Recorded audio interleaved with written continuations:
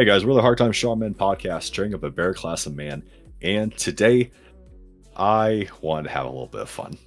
This is me being selfish. This is me time.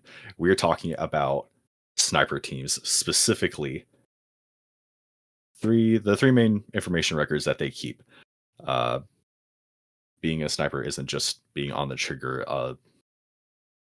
The secondary mission of the sniper team is the collection and reporting of information. To accomplish this, the sniper team not only needs to be keen observers, but also must accurately relay the information as observed. To record this information, the team uses the sniper data book, which contains a range card, a military sketch, sector sketch, and an observation log. That was pulled from FM 23-10, the sniper training field manual. I mean, But one could actually argue that the primary mission of the sniper team is to collect and report information. how they've been, how we typically employ them, yeah. Yeah, Yeah. Because I'm reading, so I'm reading Fry the Brain. right. So urban sniping, Mhm. and there is so much more that goes into just the trigger pulling, and that's what he talks about is like, especially the Western, countries, we have such a narrow view of like what a sniper should look like a dude with a high powered rifle, high powered scope from a mile away in a ghillie suit Mhm. in rural, wherever, shooting one bad guy and then getting out. Like, being a sniper is so much more than that. Right. And I don't even know how that got propagated, but it's kind of funny that we just It's just pigeonholed that whole profession. it's just because it's about the glory. It's about the kill. That's the thing that everybody wants to do. Is it's very much the jarhead mentality of, you've trained all this time to do this one trigger pull, so we're gonna do this trigger pull. And when you don't get to do the trigger pull, you go nuts like he did. So get blue balled. Like, Yeah, exactly. So everybody wants it's to be like, the Carl's Hathcock, the Simo, who's r it? Simo oh god, yeah, Haya, or God, what was his name? the I forgot Finnish his guy, name. right? Without a freaking skill, iron sights. The Yeah, White monster, Death. because he felt like it gave him too much of a silhouette. He was up off the Right. rifle too much. What a monster! I mean, how But many sniper movies have there been? I mean, there's Sniper 1, Sniper 2, Sniper 3. Um, I'm pretty sure there's a 4th or 5th one. There was The Wall. There what was the recent was, one? Um, um you know what I'm talking about? are you talking about the Chris Kyle one? Yeah, what was that one? I forgot what it was called. American Sniper. American Sniper. There was Yeah. Enemy at the Gates. Enemy at the Gates. That was a great one. Oh, it's a great movie. God, Gets me jacked every time I see it. dude, it was so stressful, so stressful. There But was yeah, a in lot of a parts lot of a lot Hurt of Locker. side movies, and a lot of them don't go into the. Oh yeah, that was good. That was a really Ter good scene. ter no, it was actually terrible. It was a garbage freaking movie. Wait, Ugh, wait, what were you say? The Hurt Locker. Okay, yeah, absolutely nothing about it was accurate, but I Yeah. enjoyed it. It was fun. It was fun if you could look past, like, the 90% inconsistencies or That's generous. 98, yeah, 98%. Everything's no. That yeah, does not happen. doesn't ever happen. Yeah. Anyways, DoD's not gonna pick up a frickin' Barrett 50 cal and start shooting at people. No, they're not, ever. it's not gonna rip off their freaking bomb suits and just Yeah, like throw the radio off and everything else. Like, no, you don't no. you don't get that kind of autonomy. Sorry.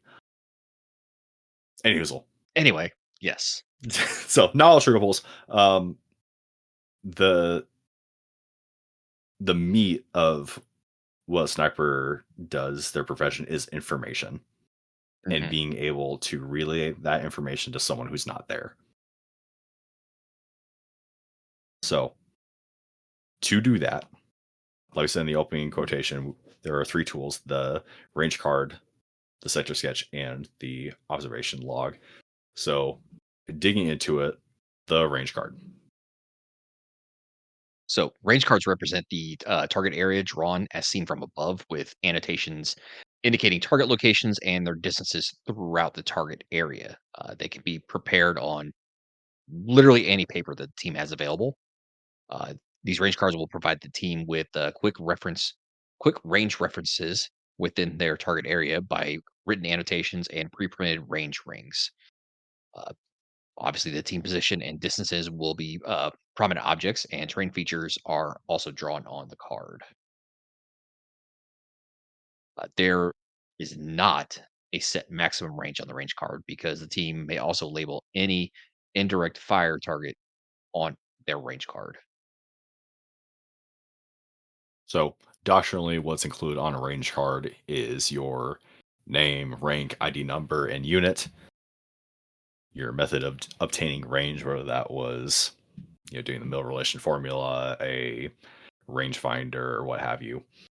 Your left and right limits of your engageable area, major terrain features, roads, and structures, ranges, elevation, and windage needed at various distances, distances throughout the area, temperature and wind. You're going to cross out previous entries depending on the change in temperature or wind direction, wind velocity. You won't typically see this on a range card because that changes quite often. Often, Um, and then, of course, your TRPs, your target reference points, and the azimuth distance and description to and of those.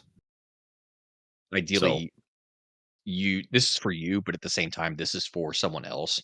So you're not going to be on the scope forever and ever and ever. Your eye is going to get tired. Someone's going to have to relieve you, and when they do, either they would have to make out an entirely new range card, or they can just pick up the one that you just did and have everything available to them. right. And this is really great because this isn't just for snipers or observation teams, recon teams. This is used by gun teams. This is used Yes, it by is. normal Joes setting into a position. This is really awesome, and you tend to get really good at this when you're in a solid team because once you set in your emplacement, you get your left and rights. Then someone can be automatically making a range card, and this is great because it is very, very quick to make. They can be very rudimentary.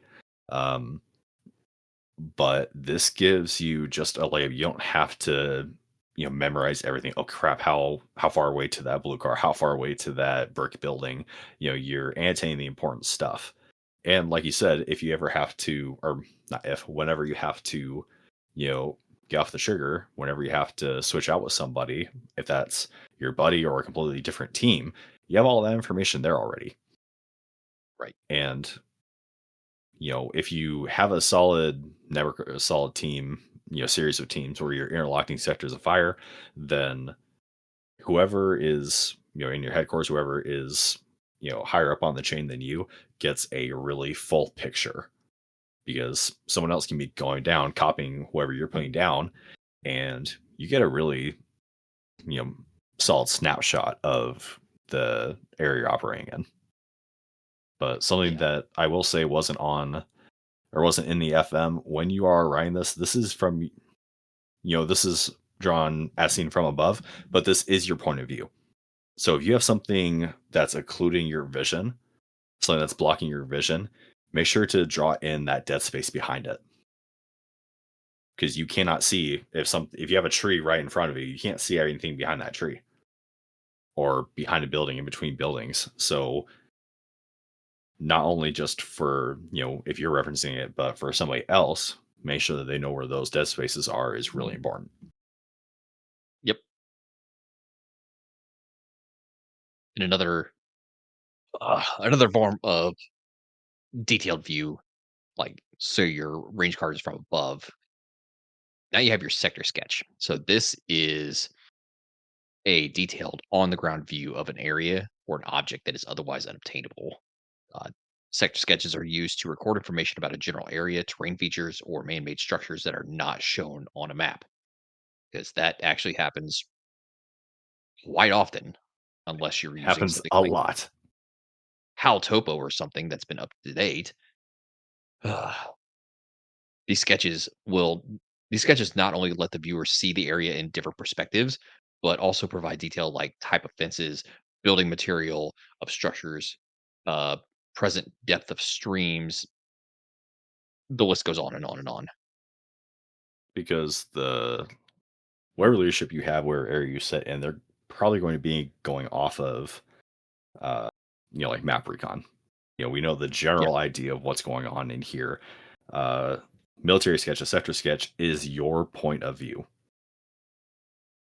what you can see. So, difference between range card and sector sketch, like you said, I guess the range card is more kind of cartoony. I would say more animation than going for realism. That is what the sector sketch is for. What you can see at your position, and that's absolutely important uh, for whoever is looking at this after you. But right. like you said, depth of stream, what way the stream is flowing. For one, there's just a lot of things that give a bigger picture because say if you're set in a position and you have, I don't know, if someone calls out whoever a target in a brick building, and you're the only dude sitting that's looking at a brick building, that's pretty important for your leadership to know at those split decision times. But there are two types of sector sketches: panoramic and topographic. So panoramic sketch is a graphical representation of an area or object drawn to scale as seen from the team's perspective. So shows details about specific area or man-made structure. Information that you'll typically see is your name, rank, ID number, unit, uh, two remarks sections, your sketch name, grid coordinates of the team's position, current weather, magnetic azimuth through the center of the sketch number and scale of the sketch, and date and time. Topographic sector sketch is a topographical representation of the area drawn to scale as seen from above. It provides the team with a method describing large areas while showing reliable distance and azimuths between major terrain features, or just major features in general. The topographic sketch is useful in describing road systems, flow of streams and rivers, locations of natural and man made obstacles. It can also be used as an overlay on a range card, which is a really great use case for that. Yes, it is. And now a word from our sponsors. This podcast is sponsored by Blackbeard Firestarter. Blackbeard Firestarter has been our first choice in Firestarter since they introduced their Firestarter rope years ago. Blackbeard offers their fire starters, their fire plugs, arc lighters, ferro rods, stormproof matches, everything you need to get a fire started. Their products are made right here in the US, wind and waterproof, have an insane burn time. They're basically dummy proof. And help you out, Blackbeard let us cherry pick from their store everything that we want, everything that we thought you needed to get a fire started, and we call it our Hard Time Strong Men Fire Kit. On top of that, they're also offering a 15% discount on anything in their store when you enter code STRONGMEN at checkout. We can't recommend Blackbeard enough. They stand behind their products, and so do we. Be sure to check them out at blackbeardfire.com and on Instagram at blackbeardfire. And as always, stay in the fight. Stay in the fight. Information contained in the field sketch will be your grid coordinates and the team's position, name, rank, ID number, unit, remarks, sketch name, grid coordinates of the area, weather, magnetic azimuth, sketch number and scale, date and time, All the good stuff. all the things. Yeah. So when you're drawing your sector sketches, you want to make sure that you are working from the whole to the part. So you're going from the macro view to the micro. You're going to start with drawing the boundaries of your sketch, then sketch the larger objects like your hills, your mountains, your large buildings. And after you're drawing those larger objects, start drawing the smaller details on those objects or in the area. Make sure you use common shapes to show common objects. So don't draw individual trees, hedges, wood lines, exactly as they're shown. Use common shapes so that you can just show them as common objects, unless it's of tactical importance or for key terrain. I don't sweat the small stuff. Don't focus on the fine details. Make like, a freaking upside down V. Put a triangle on a stick for a tree. Yeah. Well, what we Triangles. talked about in our range estimation, this is what I'm talking about with basic, um, basic literacy, basic penmanship, basic just artistic talent. You're trying to give off the gist. Someone, if they look at your sketch, they should be able to figure out what you're talking about. So, Right. um, like way early podcast, we had a post um on bounding, and I had a green pen and I made a bunch of little circle squiggly marks, and you knew I was talking about foliage, a wood line, a bush, something that was considered concealment. It does not have to be all that complicated. Exactly. Exactly. Like I said, don't sweat the small stuff. Just get the point across, kind of thing. Um, lastly, draw in perspective and use your vanishing points. So when we say to do this, we're trying.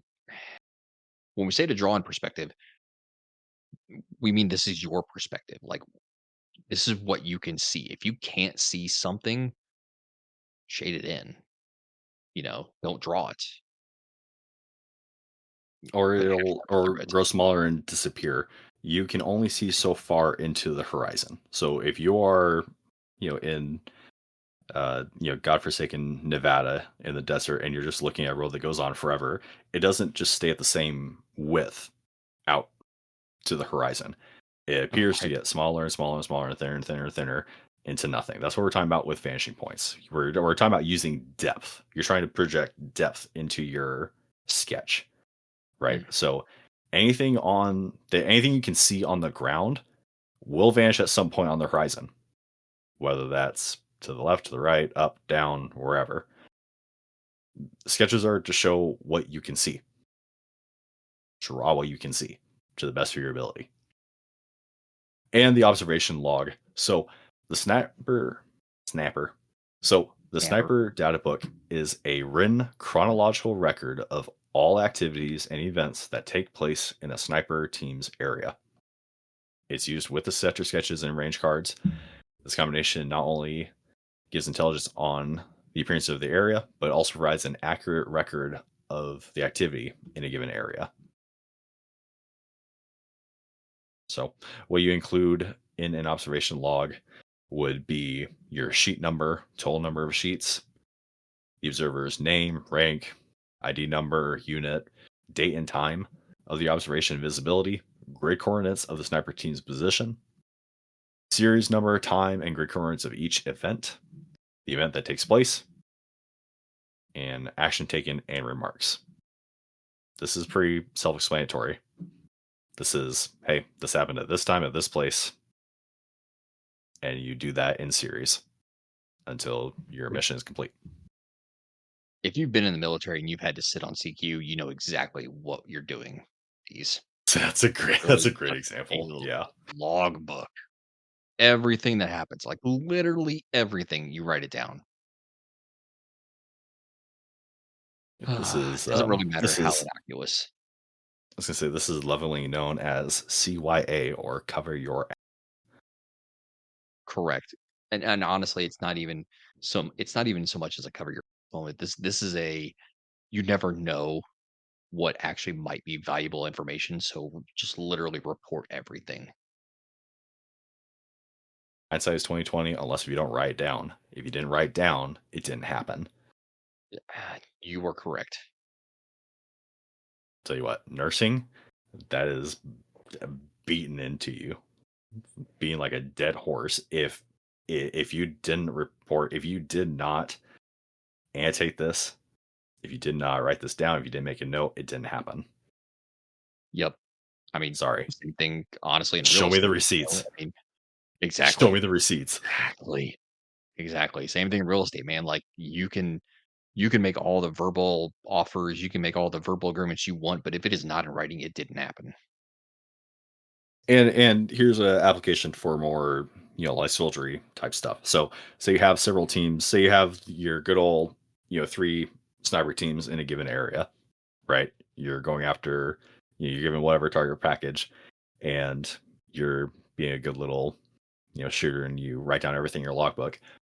After the fact, someone can go through your logbook and say, okay, this dude in, I don't know, a black hat went into this building. Next team over, okay, he came out this side. Okay, they went to this, and you can backtrace and you can find patterns. And Yep. Patterns of life. mhm. And you can say from an intelligence perspective, the monkeys on the trigger don't always know what's going on or what they're looking for, but accurately and religiously putting all this stuff down, that's freaking money as far as intelligence goes. Yes. And if you're worried about it after the mission's over, you're probably gonna burn it all anyways. So whatever. All right, brother. I intended this to be a short and sweet episode. We are obviously going to, throw in the downloads for, all of these records onto the Patreon so everyone else can grab them up and start practicing. But did you have anything else as far as these information reports go? Honestly, no. These information reports, we can only describe so much verbally. Get your hands on some examples. Do your own. Just practice, practice, practice. Like once you do one or two, the stuff that we're saying is going to make sense. We can say this stuff till we're blue in the face, and if you've never done one of these, if you don't know what you're looking at, it won't make sense. So these are incredibly valuable tools for not just the the monkey on the trigger, like you said, but also the intelligence weenies back at HQ. Like this stuff is so valuable. All the information getting passed is valuable, whether you believe it or not. Like it could just be an old guy riding a bike down the street, but you don't know. That could be uh, a smuggler, facilitator. Yeah, I mean, that could even be the head of a local IED group. You don't know. Just report it and let the intelligence folks make sense of it. That's their job. Right. Right. And Intelligence saves for the lives. guys that are sorry, brother. Yeah, intelligence saves lives. Absolutely. Intelligence is life. It is the one of the single most valuable commodities, source of currency that we have, Oh God, right? yes. Especially if you're talking about starting off your own network, doing your own. Uh, man, I don't even know how to quantify this. I mean, your own era studies, like setting up your own teams, your own networks, everything. Like this is absolutely vital, and there's such easy tools to utilize. Quick, simple, to the point, and that's the best way that we can source and consume that kind of information. So Yeah. And for these reports too, obviously we're giving you the doctrinal, information that's supposed to be included in these, but I mean, good lord, you're not going to put your don't name, push it. Don't your put your rank, your social social security security number, number on this card, please. your unit on this. Like literally, no. Like if you have a call sign, if you have, you know, a designation of some kind, that you can use, or don't put anything at all. I wouldn't even put that. Put if you are absolutely just hung up on the secret scroll stuff, put down a verification number, set up an SOP so that people know it's you. Yeah, Don't put anything that is personally identifying. That's just silly. But that's just dumb. obviously date and time, grid numbers, all the pertinent stuff, of course. But Right. yeah, like you said, we're throwing down things that are doctrinally there. FM 2310. That's what we're talking about. So, but you have autonomy and common sense. Use it. Hopefully common sense.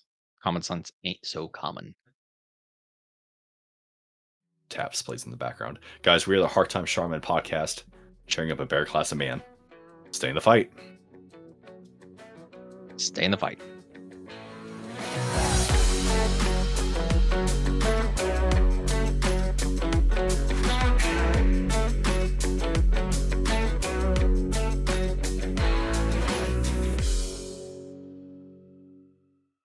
Check out our Discord where we talk about all of the topics that we talk about in our conversations, but in deep dive format. We have a lot of members on there of varying skill sets, of varying proficiencies, all talking about all these topics, sharing their experiences. So join today and help us expand our knowledge base. And check out our Patreon. Our Patreon, outside of just backing up all of our episodes for when we eventually get canceled, our patrons get access to our exclusive episodes, our pre-shows, our post-shows, our little tidbits here and there that we aren't really supposed to talk about.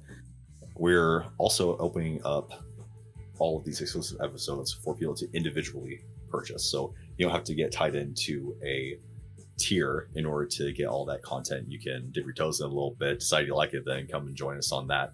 We're having exclusive conversations, and along with the Discord, we are just building that community, building that skill set, that mastery, these proficiencies. And this, outside of our sponsor, is what's keeping the lights on and keeping all of this information, all these classes rolling for you guys. So make sure to check out our Patreon. And one last thing, guys, the world is better with you in it.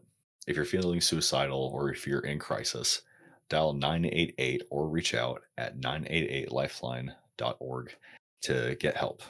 Someone's always on the line. So if you need a lifeline, remember 988. Stay in the fight. Stay in the fight.